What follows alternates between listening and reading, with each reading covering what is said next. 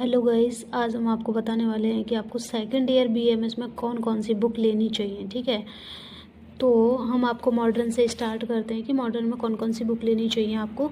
ये है सबसे पहली जो है क्लिनिकल एग्जामिनेशन की बुक है। इस क्लिनिकल एग्जामिनेशन की जो बुक है, इसके मेनली जो क्वेश्चन होते हैं, क्वेश्चंस मतलब आते नहीं हैं बीएमएस सेकंड ईयर में इससे, क्योंकि ये ओनली बस प्रैक्टिस के लिए है। ठीक है, ये पीजे मेहता की बुक है, अच्छी बुक है पीजे मेहता की, ये आप ले सकते हैं क्लिनिकल एग्जामिनेशन के लिए। और सेकंड जो बुक है ये है फार्माकोलॉजी, और फार्माकोलॉजी केडी त्रिपाठी की अच्छी है, ये ले लेना। और इसके बाद जो पैथोलॉजी है हर्षमोहन जो ये है ना फार्माकोलॉजी है, इसमें से 30 नंबर का मटेरियल आता है, तो इतनी कोई ज़रूरी नहीं है खास सेकंड ईयर में, लेकिन आगे बहुत ज़रूरी है पढ़नी, क्योंकि अगर जैसे कोई पीजी करना चाहता है तो उसमें इनसे क्वेश्चंस आते हैं। और इसके बाद आती है पैथोलॉजी की बुक। पैथोलॉजी हर्ष मोहन की बुक है, ये बहुत ही इम्पॉर्टेंट है, पढ़नी बहुत ज़रूरी है, क्योंकि पैथोलॉजी का ही अगर नॉलेज ना होगा तो फिर डॉक्टर कैसा रहेगा। ठीक है, तो ये वाली बुक पढ़नी बहुत ज़रूरी भी है, बहुत इंपॉर्टेंट बुक है, और यही आती है पैथोलॉजी की हर्ष मोहन ही। ठीक है, उसके बाद हम बात करते हैं आयुर्वेद की बुक। आयुर्वेद की ये बुक से जो आपको दिख रही है, अब इनके बारे में डिटेल बताते हैं। ठीक है, ये सारी जो बुक दिख रही हैं ये रोग निदान और विकृति विज्ञान जो सब्जेक्ट है उसके अंडर आती हैं। ठीक है, तो उसमें ये है माधव निदान, 2 पार्ट में है माधव निदान, फर्स्ट पार्ट और सेकंड पार्ट। ठीक है, इंपॉर्टेंट है। और माधव निदान की यही अच्छी है क्योंकि इनमें कमेंट्री वगैरह है जो बहुत अच्छी दे रखी है, मतलब समझने के लिए काफ़ी अच्छी बुक्स हैं। और इसके बाद अगर बात करें रोग निदान और विकृति विज्ञान के अंदर और जो बुक्स हैं, ये हैं जो इसके राइटर हैं अजय कुमार, अच्छी बुक है ये। मेरे पास बस इसका सेकंड पार्ट है, और जो इसका फर्स्ट पार्ट है वो मेरे पास निक्की बुलानी का है। ठीक है, वैसे मैं आपको कहना चाहूँगी क्योंकि आप ना ये अजय कुमार वाली बुक ही फॉलो करना, क्योंकि इसमें ज़्यादा अच्छा डिस्क्रिप्शन दे रखा है देन निक्की बुलानी। ओके, ठीक है, जो नेक्स्ट सब्जेक्ट है वो है आरएसबी के। इसके अंदर 2 बुक आती हैं, रसशास्त्र और ये भेषज कल्पना। ठीक है, तो जो इनका अलग अलग सेपरेट पेपर होता है, वैसे सब्जेक्ट एक के अंदर मानी जाती हैं ये। जैसे कि मान ली सभी का 200 मार्क्स का पेपर होता है, तो इसका 100 का होगा, इसका 100 का होगा। ठीक है, इस तरह से इनका डिस्ट्रीब्यूशन है, तो इसको एक ही सब्जेक्ट माना जाता है। तो अपन जैसे कि भेषज कल्पना की जो अच्छी बुक है ये है राजेंद्र प्रसाद वाली और मोहनपाल मीणा, बहुत अच्छी बुक है ये खरीद सकते हैं अगर आप हिंदी मीडियम से हैं तो।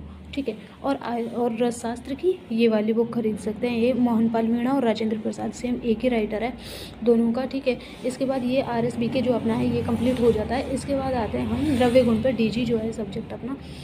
इसमें अगर आप हिंदी की लेना चाहते हो तो ये लेना मानसी देशपांडे। ठीक है, तो मैं आपसे यही कहना चाहूँगी कि जो फर्स्ट पार्ट है ना वो आप मानसी देशपांडे का लें, और जो सेकंड पार्ट है ना वो इसका ना लें, क्योंकि इसका हिंदी में जो मानसी देशपांडे का समझ में नहीं आता है सेकंड जो वॉल्यूम है इसका, क्योंकि इसमें ओनली सेकंड वॉल्यूम में ड्रग्स दी हुई है, जो कि हिंदी में समझना बहुत ही कठिन हो जाता है। तो मैं आपको बताती हूँ, आप ना एक सेकेंड पार्ट जो है इंग्लिश वाली बुक का लेना, ये वाली बुक है, ये प्रकाश एल हेगड़े, ये बहुत अच्छी बुक है, बहुत सिंपल वे में इसमें ड्रग्स दे रखी हैं, जबकि आपको हिंदी में उतनी समझ नहीं आएंगी, तो आप मेरे हिसाब से ये वाली बुक प्रेफर करें। ठीक है, और लास्ट जो हमारा सब्जेक्ट है वो है चरक संहिता।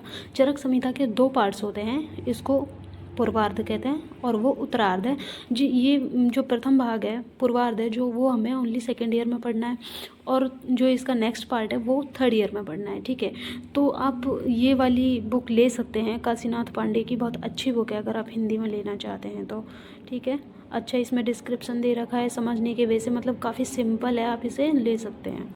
सो गाइज़, इस तरह से हमारी जो सेकेंड ईयर की सब्जेक्ट्स हैं ना वो चारों हमने क्लियर कर लिए हैं। 4 सब्जेक्ट्स होती हैं मेनली इसमें सेकेंड ईयर में। ठीक है, उनको एक बार मॉडर्न से कॉरिलेट करके बता देते हैं। जो ये द्रव्य गुण की जो आपको बुक्स दिख रही हैं ये आयुर्वेद है, और इसी का जो मॉडर्न में जो दे रखा है वो ये है मेडिकल फार्माकोलॉजी। ठीक है, इसके बाद ये आरएसबी के ये तो ओनली इसी का सब्जेक्ट है, मतलब इसमें जो फॉर्मुलेशंस वगैरह बताई हुई हैं वो फॉर्मुलेशंस कुछ इसी में आ जाती हैं इसमें फार्माकोलॉजी में। ठीक है, फार्माकोलॉजी में ड्रग्स के बारे में बताया हुआ है, और मतलब उसकी फॉर्मुलेशन हमें किस तरह से बनानी है वो बताया हुआ है। ठीक है, तो ये वाला सब्जेक्ट मीन्स आरएसबी के, और जो ये डीजी है ये इस सब्जेक्ट में मॉडर्न के अकॉर्डिंग इस सब्जेक्ट में बताया हुआ है। ठीक है, इसके बाद जो ये है, ये रोग निदान जो आता है, रोग निदान और विकृति विज्ञान, जिसके अंदर ये माधव निदान की बुक आती है और ये निक्की बुलानी और ये अजय शर्मा की बुक दी हुई है।